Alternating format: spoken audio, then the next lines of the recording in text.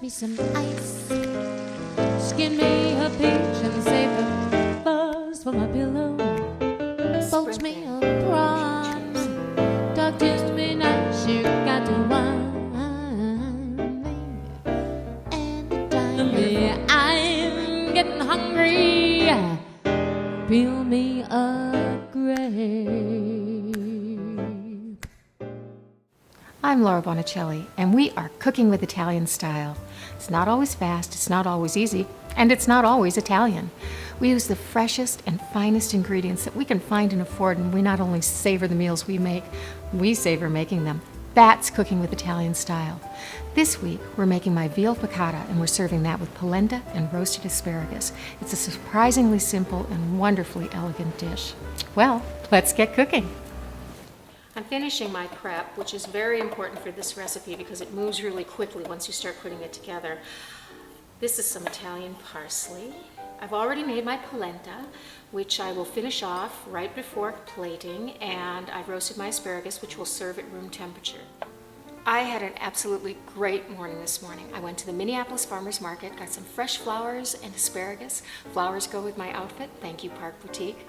Now, the term piccata refers to the word piquant, which means sharp or spicy, just like the word picante. And in this recipe, it's the capers and lemons that give it that sharpness. So I'm going to get an apron on and we'll start putting all of this together. I sprinkled my veal cutlets on both sides with a very light sprinkling of salt and pepper. And now I'm going to season my flour. A teaspoon of salt, half a teaspoon of pepper. And I'm just going to whisk these together with a little whisk so it's evenly distributed. Now, the veal cutlets, which I have here, these are about a ½ inch thick and they're actually quite even. I got lucky on this. Sometimes they're not even at all. But I still want them thinner. I want them to be about 1/4 inch. Okay, that looks good. So I've got some parchment paper right here. Take one of my cutlets, lay it on the parchment paper, fold the other side over, and then I've got my mallet, and I'm just going to pound these out. So the trick to this is not to overdo it. These are actually quite delicate, so you just want to give it a few good smacks. Absolutely perfect. Okay, I'll do the rest of these, and then we will dredge them with flour. All we do with this is basically dredge them right in the flour, like so, and then you shake it off. You don't want that excess on there when you go to fry it. And do this with all the rest of mine.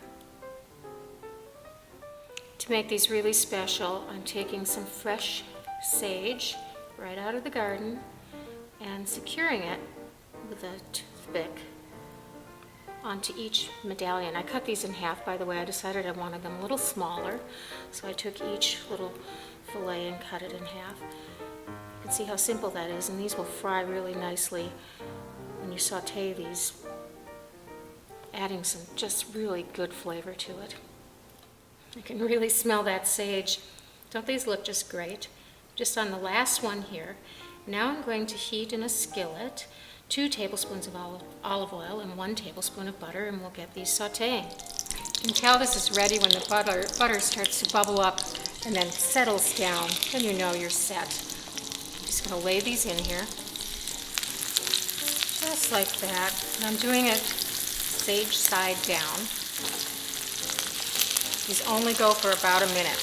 You have to really stand by. And just flip them right over. You have to be careful with this.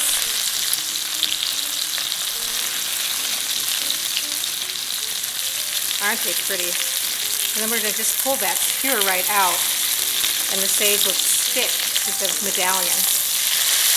Okay, 1 more minute and we'll do the second batch. Honestly, I think these cooked in less than a minute on each side. I'm just pulling them out and draining them on some paper towels. I let my pan cool down a little bit. I still have some heat on it though, and I'm just going to deglaze my pan with about 1/2 cup of wine. I stir that to get all those nice little bits of meat.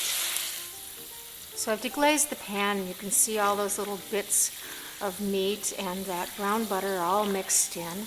And I can't really smell the alcohol from the wine anymore, so I know that it's properly deglazed. Now I'm going to add in 1/2 cup of homemade chicken stock. and a couple of tablespoons of freshly squeezed lemon, a couple of teaspoons, really about 2 cloves, chopped garlic, and my 2 tablespoons of capers, and I love these. These are little buds that are brined, give them that wonderful pungent flavor, piquant. Okay, I'll give this a stir. And I'm going to bring this up to a simmer and let it go for about 5 minutes, and it will start to thicken up. This looks just perfect. So I'm going to add in my last 2 tablespoons of unsalted butter and get that melting. I can smell those capers and lemons. And then a tablespoon of parsley, Italian parsley, chopped. And just stir that around. Now the butter is practically melted. It is pretty much melted. And I'm going to add, just to heat them through, my medallions back into their little broth here. And notice I've taken the toothpicks out and the sage leaves just adhere nicely. Okay, I'll get these heated through and we will be ready to start plating.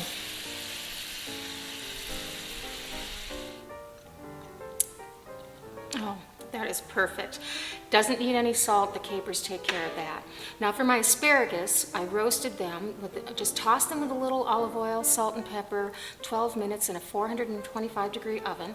And the polenta, I did 2 cups of homemade chicken stock, 2 cups of milk, 1 cup of polenta, finished off with just a little bit of butter and Parmesan cheese. Now for my medallions. A reasonable serving of these would be 3, which will be about 4 ounces of meat for a woman, and 4, which will be about 6 ounces of meat for a man. Look how those sage leaves just stayed right on there. They're so pretty. Okay, then I'm just going to spoon a little bit of the sauce over the top. And to finish my polenta, grating the Parmesan,